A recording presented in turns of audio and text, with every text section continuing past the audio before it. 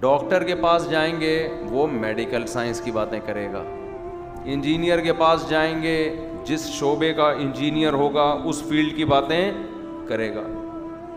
Computer engineer ہے تو بتا رہا ہوگا آج کل i7 آیا ہوا ہے, ایپل پہ آ جاؤ, یہی باتیں چل رہی ہوتی ہے نا. اور اگر کسی اور فیلڈ میں ہے تو کسی اور فیلڈ کی باتیں کرے گا. میکینک کے پاس جاؤ, اس کی ورک شاپ میں جا کے بیٹھو, وہ قبر کی بات کرے گا. وہ اگر بائک کا میکینک ہے تو بائک کی باتیں کر رہا ہوگا, چھوٹے پانا لے آ, چھوٹے یہ ٹائر ذرا پکڑ کے یہاں سے نکال, یہی کر رہا ہوگا نا. ہر میکینک نے ایک چھوٹا رکھا ہوا ہوتا ہے چپیڑ کھانے کے لیے. اور گاڑیوں کے میکینک کے پاس جائیں گے تو آپ کو سارا دن گاڑیوں کے نٹ بولٹ ٹائٹ کرتا ہوا, انجن آئل چینج کرتا ہوا یہ نظر آئے گا. قبر کی بات کرتا ہوا نظر آئے گا. وہ کہے گا بھائی میری اس فیلڈ کا قبر سے کیا تعلق. اس سے انسان دھوکہ کھاتا ہے, کیونکہ ہم سارا دن جو باتیں سنتے ہیں متاثر ہم اسی سے ہوتے ہیں. جو باتیں ہم سنتے ہی نہیں ہیں ان سے ہم متاثر نہیں ہوتے. میرا انٹرویو تھا نا نادر علی کے پاس کچھ دنوں پہلے, تو اس نے مجھ سے پوچھا کہ انڈیا پاکستان کا میچ ہونے والا ہے, آپ کا کیا خیال ہے کون جیتے گا. میں نے کہا کہاں میچ ہونے والا ہے, کون سا میچ ہونے والا ہے. اس نے کہا آپ کو پتہ ہی نہیں کہ انڈیا پاکستان کا میچ ہونے والا ہے. میں نے کہا کدھر ہونے والا ہے بھائی, واقعی مجھے بالکل بھی نہیں پتا تھا. میں نے کہا مجھے تو یہی نہیں پتا کہ میچ ہونے والا ہے, تو پیش گوئی تو وہ کرتا ہے جس کو کچھ شدھ بت ہو, پچھلے میچز دیکھے ہوں, انہیں دیکھ کے اندازہ لائے گا کہ اگلے میں کیا ہونے والا ہے. میں نے کہا نہ ہمیں پچھلے کا پتا نہ ہمیں اگلے کا پتا. اب ہو سکتا ہے فوراً اس کے ذہن میں یا کسی کے ذہن میں بات آئے, اس کا مطلب آپ کو ملک سے محبت ہی نہیں ہے, آپ کو تو میچ کا ہی نہیں پتا کہ کون جیتے گا کون ہارے گا. بھائی ہمیں ملک سے محبت ہے لیکن ہمیں میچز سے محبت نہیں ہے. ملک سے محبت ہونے کے لیے کرکٹ سے محبت ہونا کوئی ضروری تھوڑی ہے. کیا خیال ہے؟ کسی کو ہے محبت تو وہ جانے, لیکن میں کسی پہ طنز نہیں کر رہا. وجہ کیا ہے کہ میں جن چیزوں میں صبح شام اٹھ بیٹھ رہا ہوں, جن یہ زکام کی وجہ سے آ رہا ہے, یہ جو زکام ہو رہا ہے نا تو تھوڑا سا آنکھوں سے پانی نکل رہا ہے. آپ یہ نہ سمجھیں کہ 4 شادیوں کے غم میں رو رہا ہوں یا یہ کہ کوئی میچ کے غم میں رو رہا ہوں, ایسا کچھ نہیں ہے. غم میں یا خوشی میں جو بھی ہے, چھینکیں آ رہی ہیں. ابھی تو اینٹی الرجی مغرب میں کھائی ہے تو تھوڑا سکون ملا ہے. تو کیونکہ مجھے پتہ ہی نہیں وجہ کیا ہے. بھائی میں جس ماحول میں صبح و شام اٹھ بیٹھ رہا ہوں اس میں یہ ٹاپک چھڑتا بولو ہے ہی نہیں. یہ ٹاپک کا کوئی تذکرہ ہی نہیں ہوتا. وجہ کیا ہے, ہم یا تو مدرسے میں ہوں گے یا مسجد میں ہوں گے یا کتاب پڑھا رہے ہوں گے یا کوئی فتویٰ حل کر رہے ہوں گے. فتوے میں کہیں آتا ہی نہیں ہے کہ جی اس نے آخری بال پہ چھکا مارا تھا, شرعاً یہ جائز تھا یا نہیں تھا.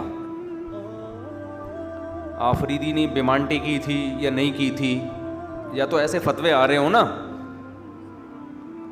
3 بالوں پہ 3 چھکے کسی نے لگا دیے تو 1 چھکا شمار ہوگا یا 3 چھکے. یہ تو پوچھتے 3 طلاقیں اکٹھی نکال دیں تو 3 ہوں گی یا 1, یہ تو پوچھ رہے ہوتے ہیں. چھکوں کے بارے میں کوئی پوچھتا ہی نہیں ہے. جب پوچھتا ہی نہیں ہے تو ہمیں ان چیزوں سے کچھ پتہ ہی نہیں ہوتا کہ مارکیٹ میں کرکٹ کے متعلق کیا ہو رہا ہے. حالانکہ ہم لوگوں سے ملتے بھی ہیں, لیکن جن لوگوں سے ملتے ہیں کوئی ڈاکٹر ہوگا, کوئی پروفیسر ہوگا, تو میں اس شعبے سے متعلق بات چیت شروع کر دیتا ہوں. کھلاڑی تو بہت کم آتے ہیں نا. ٹوٹل کتنے کھلاڑی ہوں گے پاکستان میں, جتنے بھی ہوں گے تو وہ بھی ملتے ہیں, لیکن سال میں 1 آدھ دفعہ ملاقات ہو گئی. تو بات یہ ہے کہ انسان جو چیز صبح و شام دیکھتا ہے سنتا ہے وہی اس کے دماغ میں بیٹھتی ہے. تو ہم اور آپ جس قسم کے لوگوں سے ملتے ہیں, جس قسم کی باتیں سنتے ہیں, اس میں آخرت, مرنے کے بعد دوبارہ زندگی, اس کا کوئی ٹاپک, کوئی تبصرہ بولو, بول لو نا یار. تو نہیں ہے بولنے میں کیا جا رہا ہے؟ کوئی ہوتا ہی نہیں ہے تبصرہ. جب ہوتا ہی نہیں ہے تو ظاہر ہے جو باتیں ہوتی ہیں متاثر انہی باتوں سے ہوگا نا, متاثر تو انہی باتوں سے ہوگا. اس کا نقصان کیا ہوتا ہے کہ جو باتیں آپ کے لیے موسٹ امپورٹنٹ تھیں, بہت اہم تھیں, آپ ان سے غافل ہو جاتے ہو. جو باتیں آپ کے لیے اہم نہیں ہیں آپ ان میں پڑ جاتے ہو. ہمیں یاد ہے ہم جب حضرت مفتی رشید احمد صاحب رحمہ اللہ تعالیٰ کے ہاں پڑھا کرتے تھے, یار کوئی ٹیشو تو منگوا دے کہیں سے, وہ اس کو بولیں ساجد بھائی ذرا ٹیشو لے کر آ جاؤ, وہ ڈبہ. ہم جب مفتی رشید احمد صاحب رحمہ اللہ کے ہاں پڑھا کرتے تھے نا, ان سے بیعت بھی تھا میں, تو وہ بار بار دنیا کی بے ثباتی, دنیا مسافر خانہ, ٹھیک ہے دے دیں, یہ بہت زیادہ بیان کرتے تھے کہ دنیا مسافر خانہ ہے. تو ہمیں نا یہ دنیا کی باتیں, دولت کی, پیسوں کی باتیں اچھی نہیں لگتی تھیں ہمیں. ہم کوئی کر رہا ہوتا تو ہمیں ہنسی آتی, بھی کس طرح کی باتیں کر رہے ہیں, ہم نے مرنا ہے, قبر میں جانا ہے, اور اس کو دیکھو کیا کر رہا ہے یہ. یعنی عجیب سا ہو گیا تھا. پیسے کمانے والا آدمی برا نہیں لگتا تھا ہمیں, پیسوں کی زیادہ باتیں کرنے والا آدمی ہمیں برا لگتا تھا. پیسے تو ہمارے رشتہ داروں میں بہت بڑے بڑے مالدار تھے. مفتی رشید احمد صاحب کے پاس بڑے بڑے تاجر آیا کرتے تھے جو ان سے بیعت تھے.